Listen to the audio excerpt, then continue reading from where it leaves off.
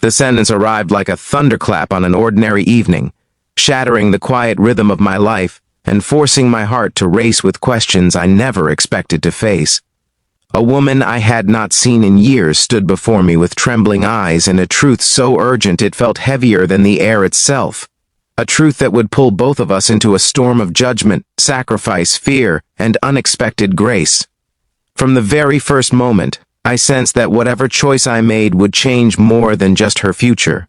It would rewrite my own in ways I could not yet imagine. Before the story goes any further, take a moment to pause and reflect.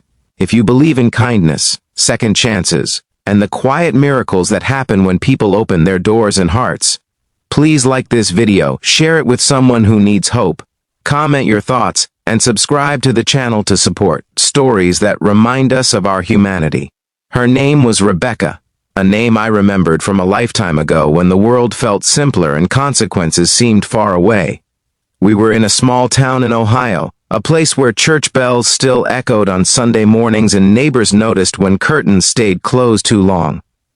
Rebecca had once been the kind of person whose laughter filled rooms, whose faith felt steady and unbreakable, but the woman standing there now carried exhaustion in her posture and fear in her eyes, the kind that comes from being cornered by time itself. Life had not been gentle with her, and every line on her face told a story of nights spent praying for answers that never came. Rebecca's struggle was not born overnight. Years earlier, she had married a man named Michael, a hard-working but restless soul who dreamed of success yet never stayed long enough to build it. They moved across several states chasing opportunity, finally settling in Pennsylvania before everything unraveled. Michael's absence grew longer, his promises thinner, until one day he simply stopped coming home. What followed was a slow collapse of stability. Bills piled up, the landlord lost patience, and the small church community that once supported her began to whisper instead of help. Rebecca was left alone with a child on the way and no legal proof of abandonment that would protect her from the harsh rules of a system that values paperwork more than pain. By the time she found her way back to Ohio, her situation had become desperate. The shelter she stayed in offered safety but not dignity, and the social worker assigned to her case delivered the news with clinical detachment. Without a stable household structure by the next day, custody arrangements and housing assistance would be reconsidered. Rebecca was facing the possibility of losing the only family she had left before she even had the chance to hold that family in her arms. That looming deadline pressed against her soul until she did the only thing she could think of. She came to me, a man she barely knew anymore, carrying nothing but honesty and hope. I had my own scars, though they were quieter and easier to hide.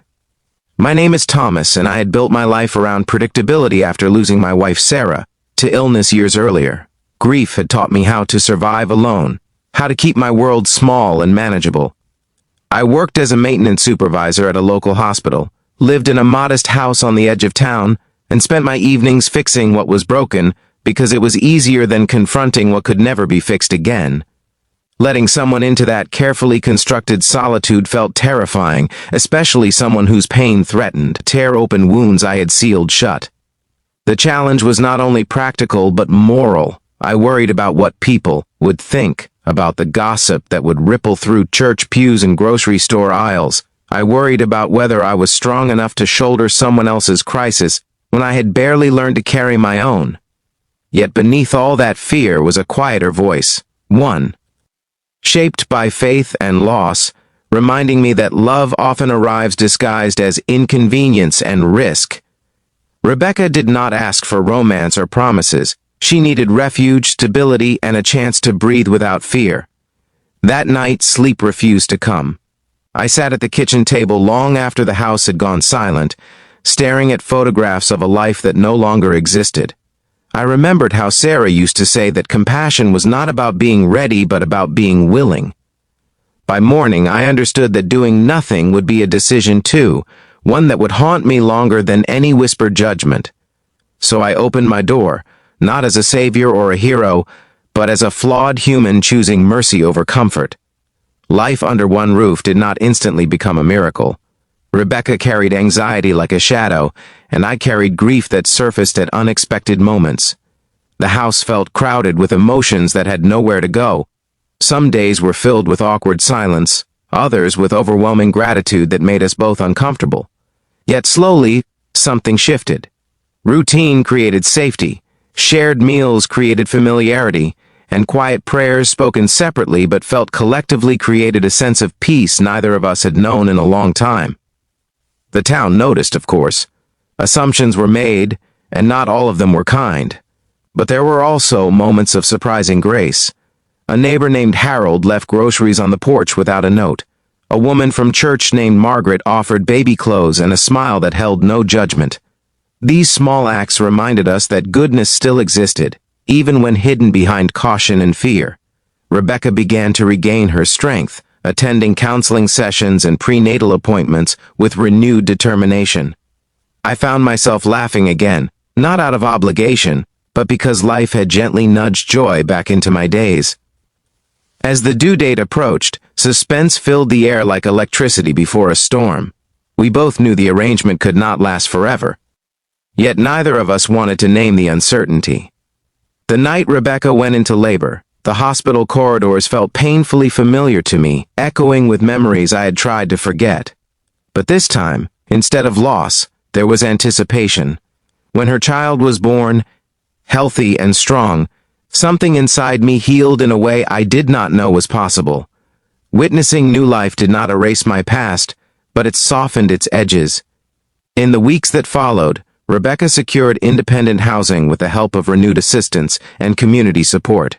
She stood taller, spoke with confidence, and carried herself like someone who had survived a storm and learned to trust the sky again. The day she moved out was bittersweet. The house returned to its quiet state, but it no longer felt empty. It felt complete, as though its purpose had been fulfilled and expanded. Just before this story reaches its end, I want to ask something heartfelt. Please leave a comment sharing where you are watching from or what part of this story resonated with you most. Your words mean more than you know, and they help this community grow through shared compassion. Rebecca and I did not end our journey as a fairy tale couple, and that truth is what makes the story real. We became something quieter and perhaps more meaningful. We became proof that kindness does not require romance, that faith does not always look like certainty, and that sometimes the bravest thing a person can do is open their home when the world tells them to close it.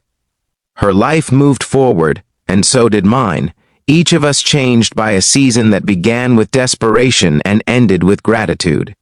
If this story touched your heart, stirred your faith in humanity, or reminded you that even ordinary people can become answers to urgent prayers, please like this video, share it with someone who needs hope, and subscribe to the channel for more stories that shine light into dark places.